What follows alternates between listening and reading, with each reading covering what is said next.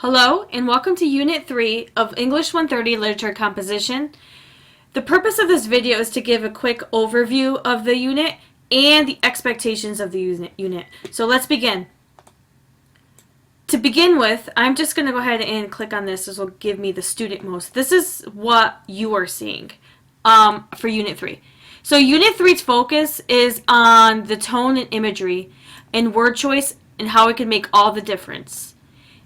If you scroll down a little bit, by the end of this unit, you will be able to, so here are the outcomes, research academic and reliable sources, compose a descriptive poem using imagery to describe a work of art, demonstrate critical thinking skills when responding to class discussions. For the activities, you will 1. Read, view, and engage with readings and resources. 2. Participate in the weekly discussion forums. 3. Review tone and imagery as literary devices. And 4. Complete the literary response. The readings that are required for this week for topic 1, which is the literature resources for the unit, we start off with Hills Like White Elephants by Hemingway. So if you click on the blue link, it should open up to the story. It's only 4 pages long.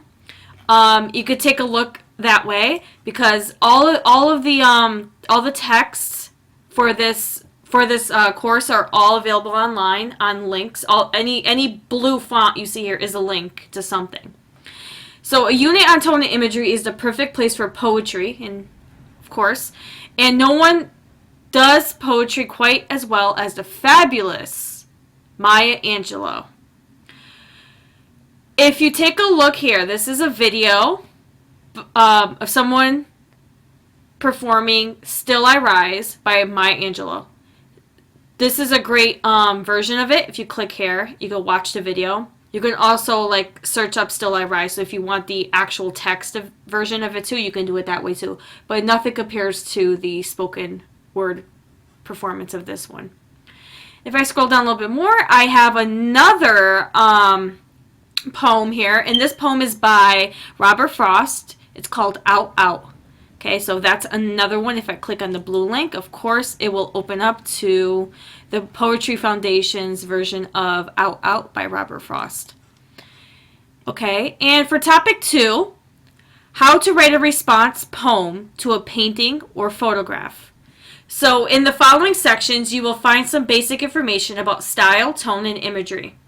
These are the devices that set stories apart from each other and create the emotion of the story. Please be sure to read these resources, as you will need them to complete both the discussion board and the literary response for this unit. Yes, these are definitely 2 resources that are definitely going to benefit you in when you write your response for this unit. If you can hear a little bit of whistling in the background, it's extremely windy right now. So that's the wind hitting my window. So I apologize for that. So if I click here, this video will bring me to George the Poet, inspired by Paul Graham. If you take a look at that, if you watch that video, it shows you, the viewer, how to create poetry from a photograph that you observe. And that definitely will help you with your response at the end of the unit.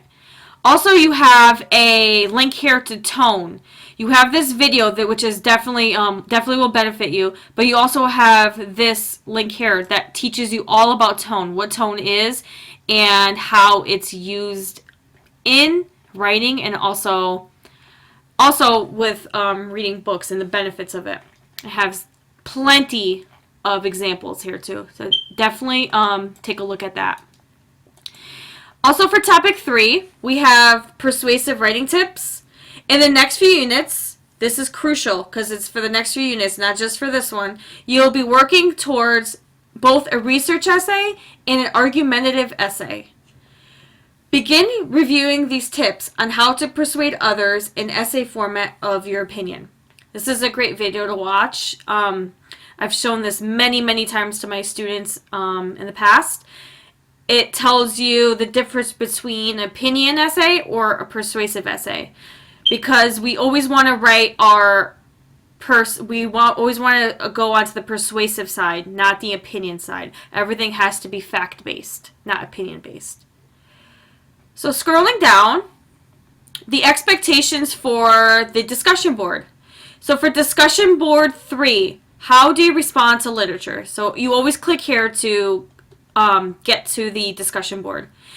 In this unit, you will have read 3 famous stories and poems that were written by Hemingway, Frost, and the great Maya Angelou, as I showed you before. All the links are in the readings and resources above here. So it's going back down. These writers use tone and imagery to express emotion, and thus a message. Please read the following articles to help strengthen your responses in the discussion board.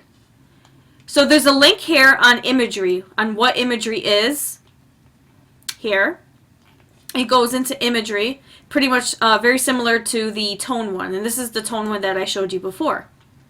So you have 2 links there that talk about tone and imagery. I suggest you take a look at those after you read the Hemingway, Frost, and Angelou works, and that will help you with your initial response. So for your initial response, that is due by Wednesday of this week at 11:59 p.m. To which readings do you relate the most to and why? In 2 strong paragraphs, so you are required to write 2 strong paragraphs, explain what it is about the tone and or the imagery of the story that speaks to you and why. Use some text examples to support your response. After you write your 2-paragraph initial response, you must reply to at least 2 of your peers by Sunday, next Sunday, at 11:59 p.m. And you should do this. Please respond to at least 2 of your peers' initial responses. How successful is your pair in explaining their choice and the tone and imagery of their chosen story? What might you contribute to their response?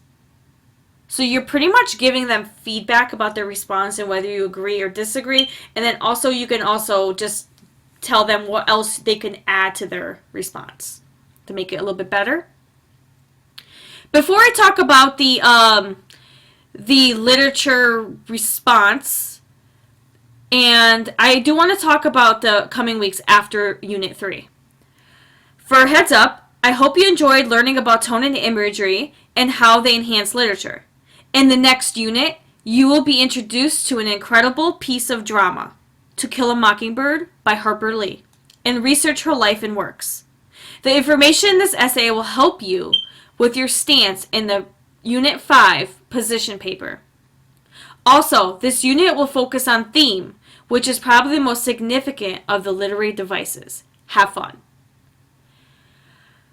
I just wanted to give you a little bit of heads up and a glimpse of what the Unit 4 and 5 will look like. In another video, I will talk all about the expectations for the Unit 3 literary response. So for now, this video just served as a purpose of an overview of Unit 3, which is all about tone and imagery. Word choice that makes all the difference. Okay, have a great day.